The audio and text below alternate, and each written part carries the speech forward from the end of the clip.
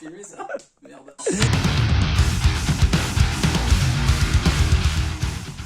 Pour enregistrer un album, en tout cas de Tautopia, il faut pas mal de préparation.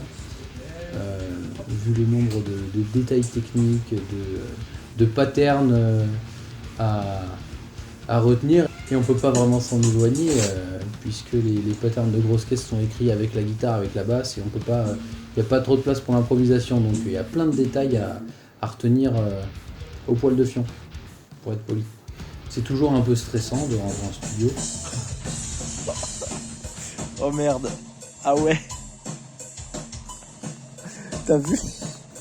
Ce qui est particulier avec un enregistrement en studio, au moins pour la batterie, c'est que tu dois enregistrer un bon truc et t'as quelques jours pour le faire. Tu peux pas déborder, il faut que ça passe, sans être trop scolaire, trop millimétré.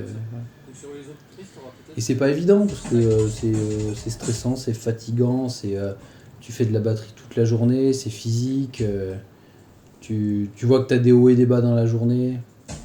Du coup, tu en penses quoi de ce logiciel, Thibaut? J'ai toujours aimé ce logiciel.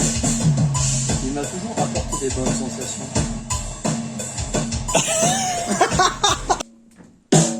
C'est bon.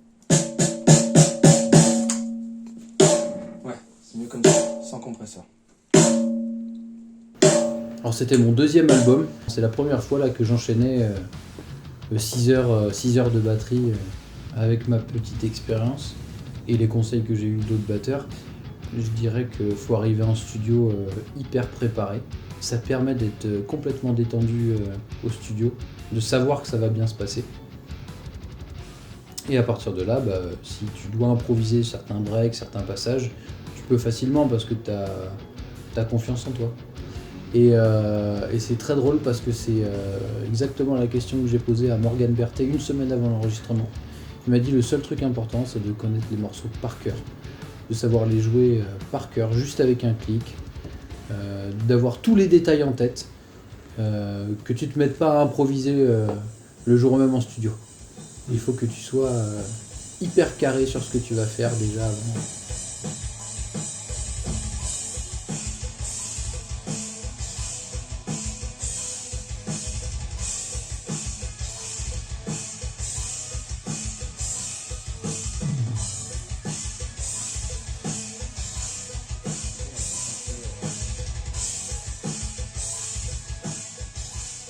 L'enregistrement de Glitch, c'était sur une semaine assez compacte. Voilà.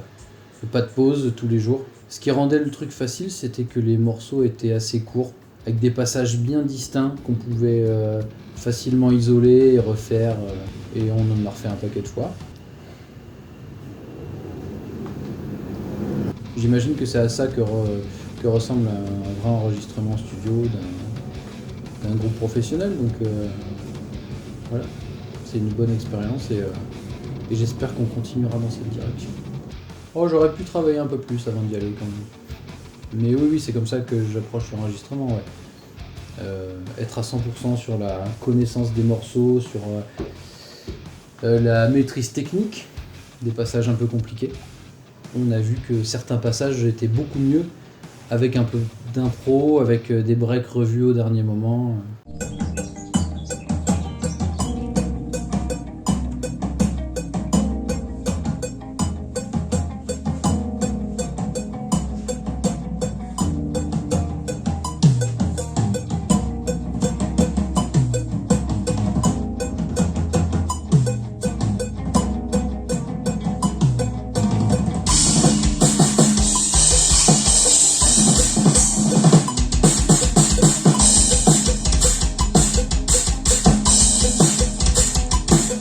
Tellement dur à jouer ça. Voilà, ça vous va? Ça filme? Oui. Non, ça me va pas, moi. Ouais, le petit fleur? Ok, ça me va. Moi j'ai rien changé à la prise là. Non, c'est exactement la même. Ah, c'est la même? Oui. Exactement la même. J'ai juste recalé la grosse caisse pour que pas que ça fasse un flash sur la snare. C'est particulier, en fait, c'est un moulin, ça. Un moulin qui descend, donc c'est un pattern un peu particulier. Ouais. Mais il est gratteux, il comprend pas. Ah, non, mais un. Ben ouais, Non, c'est non, ça. mais- Moi, tu sais, j'ai envie qu'il y soit là. Ça me plaît. Franchement, moi ça me choque Un pas. moulin, c'est là où on fait du blé, ok? Le matériel utilisé au niveau batterie, une magnifique Mapex Saturn Evolution en érable, des pots sablés, une caisse claire en laiton et des cymbales chères. On a testé des triggers français, les Captor Triggers, qui commencent à être pas mal connus en France et à l'étranger. Très solide, facile à régler et donc ce qu'on a fait, c'est que pour l'enregistrement, on a utilisé un sample de grosse caisse trouvé sur internet et à la fin de la séance de studio, on a enregistré ma grosse caisse, des samples de ma grosse caisse qu'on a utilisé après sur l'album. On est dans des super conditions, notamment au niveau du son. Un super retour dans les oreilles et surtout direct en sortie des micros, un super son. Comme si qu'il était déjà prémixé, des super sons de tom, des cymbales pas trop agressives. Donc vraiment un super son directement. Alors que d'habitude c'est un peu plus compliqué, il faut retravailler le son, déjà mettre des effets par exemple sur la caisse claire pour qu'elle soit écoutable, alors que là, Ouais. elle claque direct. C'est normal, elle est super belle. Ça me La grosse caisse, il y a 3 micros qui sont prévus, qui sont posés là. Ça. La room. Room, tac. Donc un micro à ruban, c'est une room mid-side qu'on a fait là. Un micro à ruban qui est ici, donc qui capte en bidirectionnel, dans cette direction et dans cette direction. D'accord, dans cet axe. Un micro, un griffon microphone là, type GMT47, donc genre U47, qui prend dans cette direction là, donc qui fait le centre, donc la partie mid du mid-side. Ensuite, overhead, ici, 2 MK012 Octava. J'ai fait une prise au RTF, 2 micros de proximité pour les cymbales, donc un pour la ride, ici, un E614, donc statique, petite membrane, très abordable. Pareil là pour le charlet, ici aussi. Ensuite, on a la snare, un Beta 57, en snare top. On a un statique grande membrane sous la snare, donc le snare bottom. Pour les 2 tomes suspendus, les rack toms, des 604 Sennheiser, en haut et en bas. Le tom bass, un RE20 ici d'Electro Voice, pour le gros tom bass. Je préfère ça au 421 qui est là, qui lui me sert pour le petit tom bass. On a les 2 triggers, les Captor Triggers, un là, donc c'est ça les câbles qu'on a là.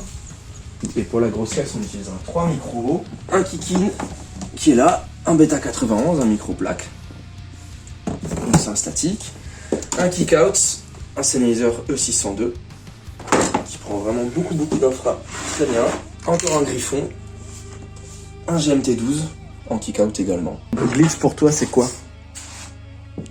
Oh, c'est un album. C'est un album super efficace, des compos hyper efficaces, pas très longues, bien bourrines. La caisse claire a pris un peu cher. Beaucoup de China, même si l'autre il est pas toujours content. Des compos assez courtes, assez efficaces, des riffs, des refrains qui marchent bien. Donc pas hyper long à enregistrer. Mais ça c'est parce que j'avais bien travaillé avant. Mais non, l'enregistrement a été assez court, pas très fatigant. J'ai jamais été fatigué, je me suis jamais énervé.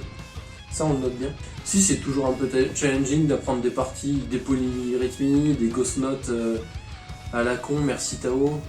Ah, je crois que mon moment préféré, c'est sur un morceau qui s'appelle Cold as Ice.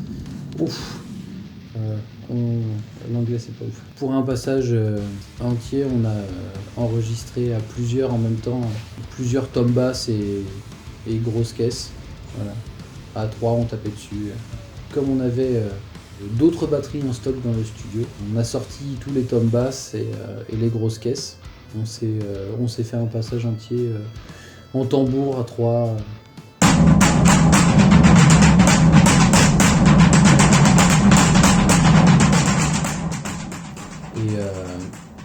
Et ce qui est super cool, c'est que là où on a enregistré avec Thomas, bah déjà c'est un batteur. Donc j'avais beaucoup de conseils en direct. Des trucs que tu vois pas toi forcément parce que t'es à fond dans ta prise et il faut que ça passe, alors tu vas t'acharner à faire un truc, à passer un truc, et lui il va t'aiguiller sur une autre voie pour te permettre d'y arriver plus facilement. Ça, c'est chouette. Puis l'ambiance générale aussi, on a beaucoup rigolé entre les prises. Quand on voyait que tout se passait bien, on s'est détendu et tout était très fluide. Et on est arrivé à la fin, on s'est dit « Oh, c'est déjà fini !» Et en fait, moi je sors de là avec une super expérience de studio, alors que c'est censé être quelque chose de stressant et de pas très agréable. C'est pas évident parce que voilà, je vous ai montré un peu mon cœur là.